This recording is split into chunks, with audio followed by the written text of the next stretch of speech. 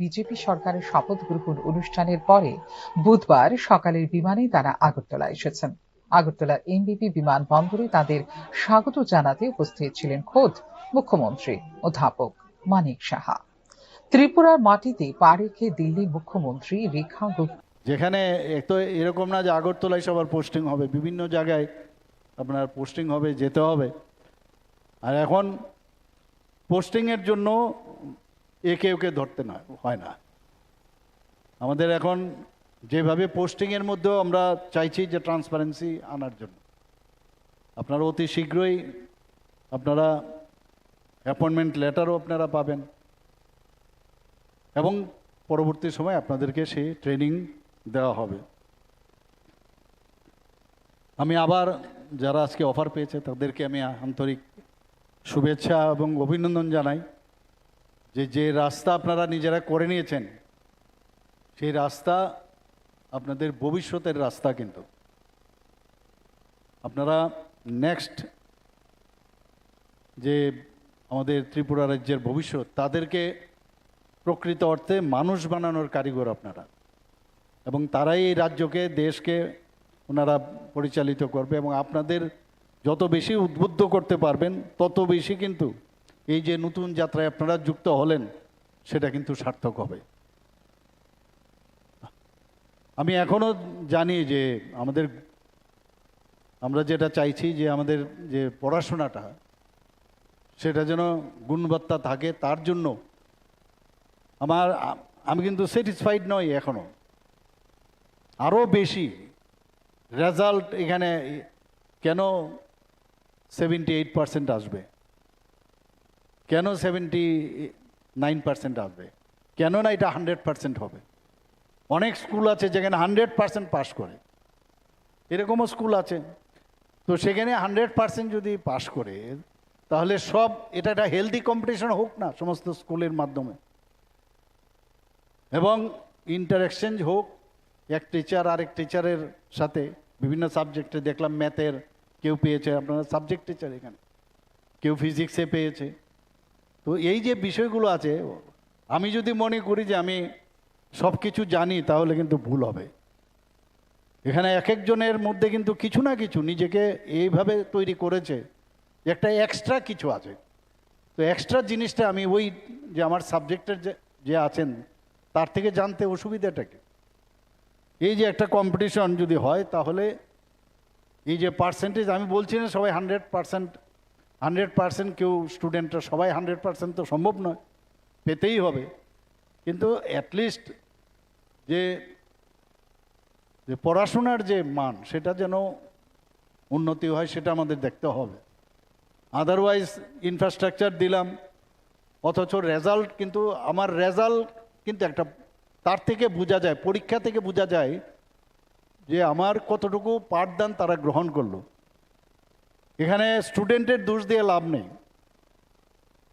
কারণ ক্রেডিট তারা যদি ভালো রেজাল্ট করে তার ক্রেডিট যেমন আপনারা পাবেন, ডিসক্রেডিটও কিন্তু আপনারা পাবেন। এই যে একটা যে আগামী দিন যাতে ভালো রেজাল্ট, ভালো মানুষ যাতে হয়, তার কারিগর আপনারা অত্যন্ত সততার সাথে, নিষ্ঠার সাথে, এবং আরেকটা হচ্ছে সহানুভূতির সাথে। এখন তো আর ওই ব্যাট দিয়ে মারার সুবিধা নেই এখন, যে টিচার আমাদের যেমন আগে দেখতাম এরকম। তো অ্যাডভান্টেজ ডিসঅ্যাডভান্টেজ আছে, কারণ সাইকোলজিক্যাল যে বিষয় স্টুডেন্টদের, তাদের মধ্যে আপনাদের ঢুকতে হবে সেই জায়গায়। আরেকটা বিষয় আমি বলছি, না বললে নাই হয়, আজকাল আমরা ড্রাগ এডিকশন নিয়ে আমরা কিন্তু খুব চিন্তায়।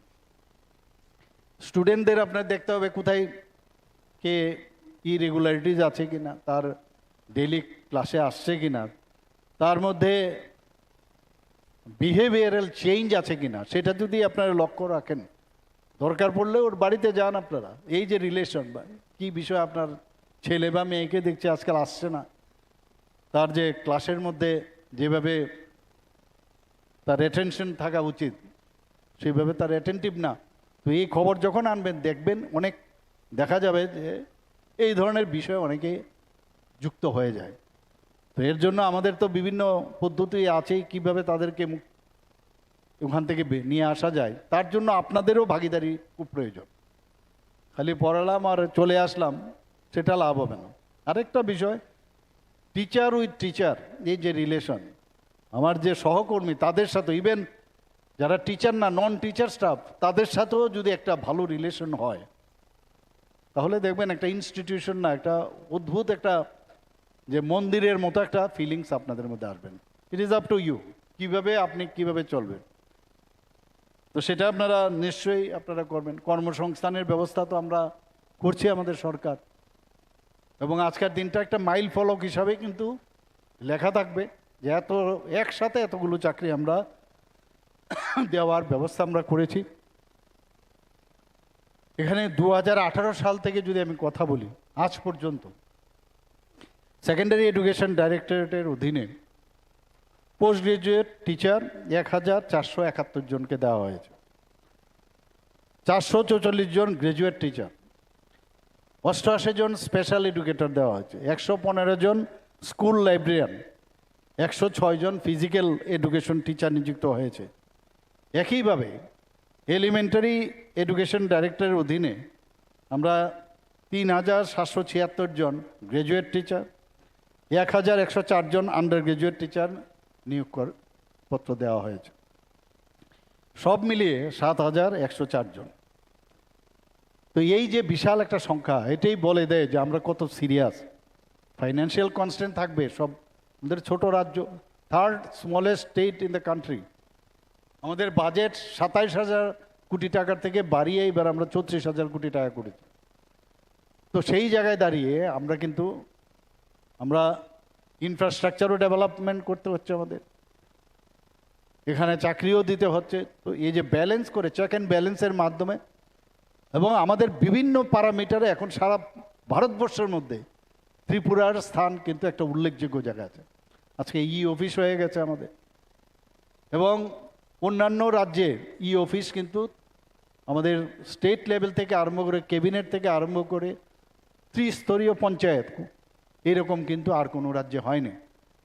আমরা শুধু সাব ডিভিশনাল লেভেলে অন্য জায়গায় হয়েছে, কিন্তু ত্রিস্তরীয় পঞ্চায়েত পর্যন্ত যায়নি। এখন আপনাদের শুধু যেটা আমরা খালি বই পাঠ্য করলে চলবে না, এখন যেহেতু এআই এর যুগ, নিজেদেরকেও আপডেট আপনাদের করতে হবে। ডিজিটাল দুনিয়া থেকে কিন্তু বেরিয়ে এখন আমরা এআই এর যুগে চলে এসেছি। এআইকেও এখন মান্যতা দিচ্ছে, কিন্তু তার জন্য মাননীয় প্রধানমন্ত্রীজি একবার আমি দেখলাম পরীক্ষা পে চর্চা, সেখানে বলছিলেন যে তারপর একবার চেক করা দরকার, ক্রস চেক, যে এটা ঠিক কিনা। যখন ক্রস চেক করে আপনি যাবেন ক্লাসে, তখন দেখবেন আপনার মধ্যে কনফিডেন্সের লেভেলও কিন্তু অনেক বেশি আসবে।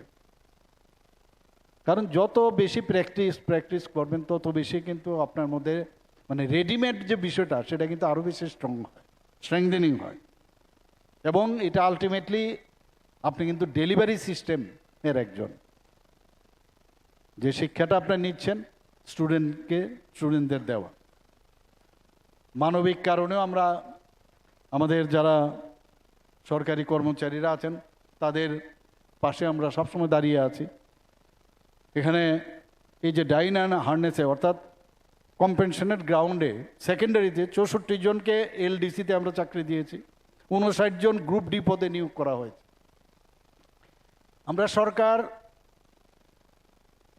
যে একটা টাচি সরকার, মানুষের যাতে তাদের হৃদয়ে স্থান নেওয়া যায়, সেই ব্যবস্থা কিন্তু আমরা এই ধরনের যে কথা আমি বলছি, তাতে কিন্তু সেটা কিন্তু স্পষ্ট। একইভাবে 69 জন এলডিসি, আমরা 44 জন গ্রুপ ডি পদে আমরা দিয়েছি। সব মিলিয়ে এই ডাইন হার্নেসে 236 জন এলডিসি ও গ্রুপ ডি পদে আমরা নিয়োগ করেছি। আমার মনে হয় আমাদের এই যে সরকারের যে মানবিক যে মুখ, সেটা যারা পরিবারে যারা আছেন, ভালো সংখ্যক পরিবার, তারা কিন্তু অনেকটা স্বস্তির নিঃশ্বাস ফেলতে পারবে, সেটা আমি বলতে পারি। অনেক সময় অনেক জায়গায় আমাকে যখন বলে, বা অনেক সময় পত্রিকাতেও দেখি, নিউজ পেপারে, যে এরকম ডাইন ইউনিয়নের চাকরি পাওয়া যাচ্ছে না, আমি সাথে সাথে নিউজটা পেয়ে আমি কনসার্ন যে অফিসার আছেন তার কাছে হোয়াটসঅ্যাপে আমি পাঠিয়ে দিই, ফটো তুলে পাঠিয়ে দিই। পরবর্তী সময়ে কিছু কিছু জায়গায় দেখা যায় না ঠিকই আছে, কিন্তু বেশিরভাগ জায়গায় দেখা গেছে যে ক্রাইটেরিয়া আছে, ক্রাইটেরিয়াতে তারা বিফিটিং হয় না। তো এগুলো কিন্তু আমাদের এই চেষ্টা সবসময় থাকে। আমাদের এটা তো টিআরবিটি হলো, তাছাড়াও জেআরবিটির যে রিক্রুটমেন্ট জয়েন্ট রিক্রুটমেন্ট বোর্ড, সেখানেও আমরা সেকেন্ডারিতে প্রায় 117 জন এলডিসি এবং 450 জনের মতো মাল্টিটাস্কিং স্টাফ গ্রুপ ডি পদে আমরা চাকরি দিয়েছি। জয়েন্ট রিক্রুটমেন্ট বোর্ড তার মাধ্যমে এলিমেন্টারিতে 47 জন এলডিসি এবং 122 জন মাল্টিটাস্কিং স্টাফ পদে চাকরি পেয়েছেন। অর্থাৎ জয়েন্ট রিক্রুটমেন্ট বোর্ড এর মাধ্যমে চাকরি পেয়ে মোট 736 জন, আমি মনে হয় তারও খুশি, তাদের একটা নতুন জীবন।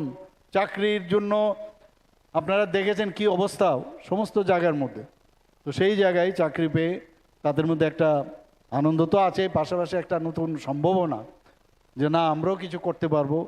এই সরকারের সাথে আপনারা যুক্ত হলেন কিন্তু আজকে। তো আমরা শুধু তাই নয়, টিআরবিটিকে আমরা রিকুইজিশনও দিয়েছি, আরও চাকরি যাতে দেওয়া যায়, এর জন্য অলরেডি রিকুইজিশনও দেওয়া হয়েছে। অনেক সময় মনে করে যে এটা তো এমন না যে আজকে দিলেন আর কালকেই হয়ে যাবে, তার জন্য অনেক প্রসেস আছে।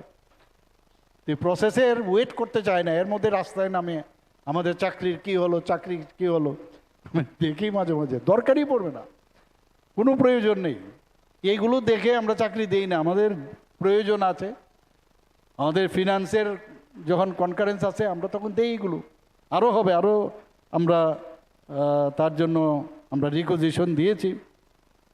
এবং আমাদের যে নিয়োগ পদ্ধতি এখন পর্যন্ত যেভাবে ট্রান্সপারেন্সির মাধ্যমে দিয়েছি, খুব আমার মনে হয় না কোনো জায়গার মধ্যে চ্যালেঞ্জ হয়েছে, কোনো জায়গায় চ্যালেঞ্জ হওয়ার সুযোগ নেই। আমরা জানি যে এইভাবে আমরা যেহেতু ঠিকভাবে সঠিক পদ্ধতিতে আমরা চাকরি দিচ্ছি, এর জন্য চ্যালেঞ্জ হলেও সেটা সেইভাবে তার এগেনস্টে কোর্ট থেকে অ্যাটলিস্ট কোনো রকম নেগেটিভ যে ভার্ডিক্ট সেটা আমরা পাবো না। 8ই মে 2026 পর্যন্ত এই ডাই ইন হার্নেস সহ মোট 20,960 জন আমরা এখন পর্যন্ত এই চাকরি আমরা দিয়েছি। শুধু সরকারি চাকরি না, অন্যান্য যেসব কর্মসংস্থান আছে সেগুলো তো আমরা করছি। অনেক জায়গায় কন্ট্রাকচুয়াল এবং আউটসোর্সিংয়েও আমরা অনেক কর্মচারীকে আমরা নিচ্ছি, যাতে প্রশাসনের কাজে কোনো সমস্যা না হয়। 2018-19 থেকে এখন পর্যন্ত আমরা কন্ট্রাকচুয়াল এবং আউটসোর্সিংয়ে প্রায় 24,078 জনকে আমরা এখন পর্যন্ত আমরা নিয়োগ করেছি। এতে করে আরও নতুন নতুন কর্মসংস্থানও আরও বাড়ছে, নতুন নতুন এখন, কারণ শুধু সরকারি চাকরি দিলে হবে না, এর জন্য বাইরের থেকে ইনভেস্টাররাও এখন আসছেন বিভিন্ন এখানের। এখন যারা বিনিয়োগ করতে আসছেন আপনারা সবাই জানেন যে কিছুদিন আগেও আমি দিল্লিতে গিয়েছিলাম, মাননীয় প্রধানমন্ত্রীজিও সেখানে ছিলেন, যে নর্থ ইস্টার্ন একটা বিজনেস সামিট হয়েছিল। সেখানে এই যে 8টা যে আমাদের অষ্টলক্ষ্মীর যে স্টেট, তারাও সেখানে পার্টিসিপেট করেছিল। সেখানে প্রায় 30,000 কোটি টাকার মোহ হয়েছে। আপনারা শুনে খুশি হবেন, এই যে নিবেশ করছে ত্রিপুরার, আজকে ল অ্যান্ড অর্ডার এত ভালো থাকার কারণে, এবং মানুষ যখন নিবেশ করবে তারা দেখবে যে আমার পয়সাটা উঠে আসবে কিনা বা আমার সেখানে লাভ হবে কিনা। তো সেই জায়গায় এই 30,000 কোটি টাকা, এই যে 8টা যে স্টেট আছে তার মধ্যে ত্রিপুরাতে 15,800 কোটি টাকার মোহ হয়েছে। এই যে বিষয়, এর মধ্যে আমাদের কিন্তু স্যাটিসফ্যাকশন আছে। মানুষ বাইরের থেকে যখন আসে, এসে ত্রিপুরাকে এখন দেখে। ইভেন আমাদের ত্রিপুরা প্রবাসী ত্রিপুরার একটা সম্মেলন করেছিলাম, ত্রিপুরার ছেলে মেয়েরা বাইরে স্ব জায়গায় ওনারা প্রতিষ্ঠিত সারা পৃথিবীর মধ্যে। 75 জনের রেজিস্ট্রেশন ছিল, আসলো 85 জন। ওনারা বলছেন যে আগামী দিনে প্রায় 300 থেকে 350 আরও আসবেন, কারণ তারা আমাদের অ্যাসেট, কারণ তারা এই ত্রিপুরার উন্নয়নের জন্য, এবং ত্রিপুরার মানুষ যেহেতু তারা আমাদের রুট, কিন্তু তাদেরকে ধরে রাখার আমাদেরই ইচ্ছা। বাইরের থেকে তো অন্যরা আসছেনই। তো এইভাবে যখন এখানে ইনভেস্টমেন্ট হবে বা অ্যাডভাইস করবেন, বিভিন্ন সায়েন্টিস্টরাও আছেন এর মধ্যে, এতে করে কর্মসংস্থানের কিন্তু অনেক বেশি সুযোগ আসবে। তো আমরা এরকম নিজেরও নতুন নতুন কর্মসংস্থানের সুযোগ আমরা করছি। আজকে এমএসএমইর মাধ্যমে প্রচুর এই যে মাইক্রো এন্টারপ্রেনার্স প্রচুর ত্রিপুরাতে হয়েছে।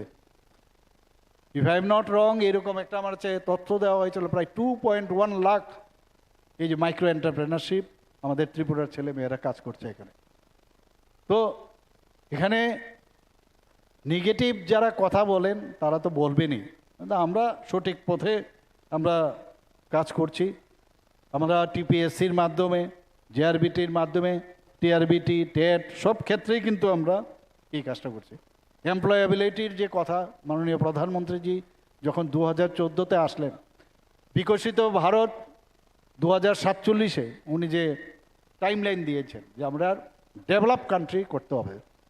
তো ডেভেলপ কান্ট্রি করতে গেলে আপনার তো সেরকমভাবে একটা যুদ্ধক্ষেত্রেও যদি আপনার সোলজাররা যদি প্রপারলি তারা ভালো সোলজার না হয়, তাহলে কিন্তু যুদ্ধক্ষেত্রে আপনি জয়ী হতে পারবেন। তো উনি দেখলেন যে এমপ্লয়াবিলিটি 2014-র আগে মাত্র খুবই কম ছিল সেখানে, সেই জায়গায় আজকে এখানে আগে প্রায় 30-র ঘরে এরকম ছিল এমপ্লয়াবিলিটি, অর্থাৎ দক্ষ আমার যে যারা কর্মচারীরা আছেন দক্ষ কারিগর হতে হবে। তাদের এই এমপ্লয়াবিলিটি বাড়ার জন্য এবার 2024 পর্যন্ত যেটা আছে প্রায় 50-র উপরে এখন পর্যন্ত গেছে। তো সেটা যখন যাবে তবেই তো দেশ বিকশিত করার সুবিধা হবে। এখানে আমার পূর্ববর্তী বক্তারা অলরেডি বলেছেন যে মাধ্যমিক স্তরে ড্রপ আউটের হার আমাদের একদম শূন্যের কোঠায়, আপনি বললেন আমাদের সেক্রেটারি মহোদয়। এর জন্য যাতে একেবারেই ড্রপ আউটের হার যদি যাতে কম হয়, তার জন্য প্রায় 573টি উচ্চতর মাধ্যমিক, উচ্চ এবং উচ্চতর মাধ্যমিক সরকারি এবং গভর্নমেন্ট এইডেড যে স্কুলগুলো আছে সেখানে স্কিল এডুকেশন আমরা চালু করেছি, এবং সেটা ত্রিপুরা বোর্ডের মধ্যে কিন্তু ইনক্লুশন আমরা করেছি।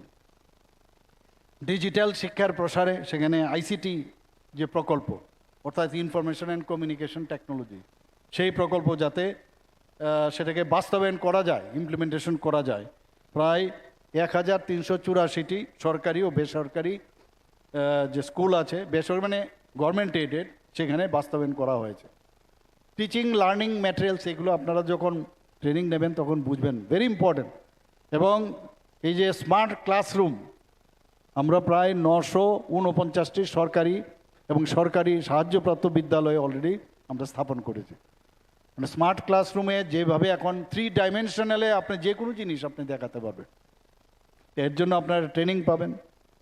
এবং একটা ইনোভেটিভ যে আইডিয়া স্টুডেন্টদের তাদের ভিতর থেকে তো বের করতেই হবে, কিন্তু আপনাদের মধ্যেও সেই চেষ্টাটা আপনারা থাকবেন, সৃজনশীলতা এবং হাতে কলমে যে সুযোগ করে দিতে। প্রায় টিঙ্কারিং ল্যাব আমরা প্রায় 367টি বিদ্যালয় আমরা স্থাপন করেছি, এবং ত্রিপুরায় বিদ্যা সমীক্ষা কেন্দ্র বিএসকে সেটা প্রতিষ্ঠা করা হয়েছে, এবং কমপ্লিটলি সেটা আমাদের প্রযুক্তি নির্ভর এবং তথ্য ভিত্তিক, তার উপর ভিত্তি করে সেটা করা হয়েছে।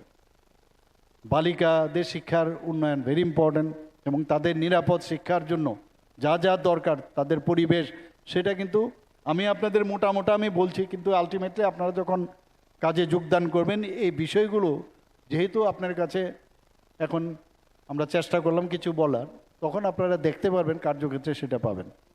এসসি এসটি ওবিসি সংখ্যালঘু এই ধরনের যারা ড্রপ আউট স্টুডেন্ট যারা আছেন, এরকম যারা আছেন তাদের 15টি কস্তুরবা গান্ধী বালিকা বিদ্যালয় আমাদের ত্রিপুরাতে সক্রিয়ভাবে পরিচালিত হচ্ছে। ক্লাস 6 থেকে ক্লাস 10 পর্যন্ত প্রায় 1890 জন বালিকা, তাদের মানে ওখানে যাতে তাদের আবাসিক ব্যবস্থা থাকে, হোস্টেলের ব্যবস্থা, তার জন্য আমরা ব্যবস্থা করেছি শিক্ষা দপ্তর থেকে। 2025-26 শিক্ষাবর্ষে 1727টি বিদ্যালয়ে ক্লাস 6 থেকে 8 পর্যন্ত আমাদের যারা মেয়েরা আছেন তাদের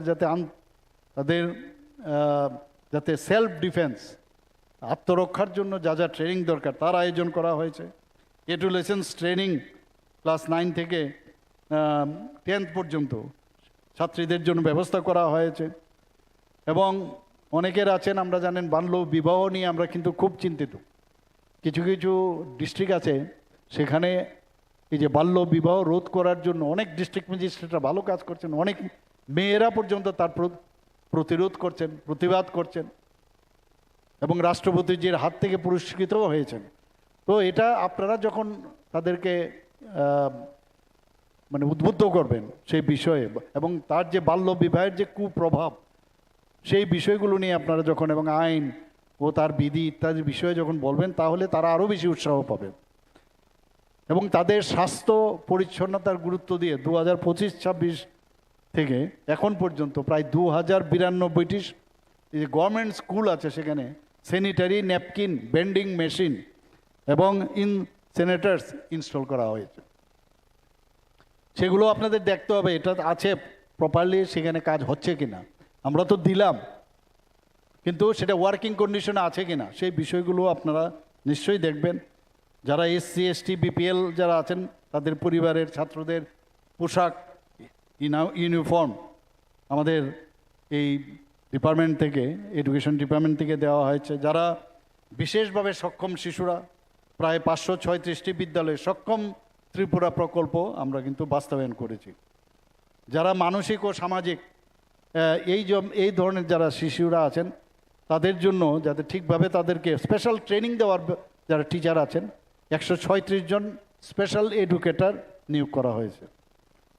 আমাদের বর্তমানে টিচিং লার্নিং ম্যাটেরিয়াল আপনারা যদি যান সেখানে দেখবেন TLM যে ক্লাসরুমগুলো এবং পার্ক তৈরি করার আমরা ব্যবস্থা করেছি। PM জনমনে প্রায় হোস্টেল 47 আবাসিক হোস্টেল নির্মাণ করা হয়েছে। ধরতি আভা জনজাতি গ্রাম উৎকর্ষ অভিযানে 15টি। এভাবে আমরা সমস্ত গ্রাসরুট লেভেলে আমরা ইনফ্রাস্ট্রাকচার আমরা দিচ্ছি। এবং 84টি বিদ্যালয়কে প্রধানমন্ত্রী schools for rising India PM3 সেটাও অন্তর্ভুক্ত করা হয়েছে, যাতে প্রপারলি এই জাতীয় শিক্ষানীতি 2020 সেটাকে বাস্তবায়ন করা হয়।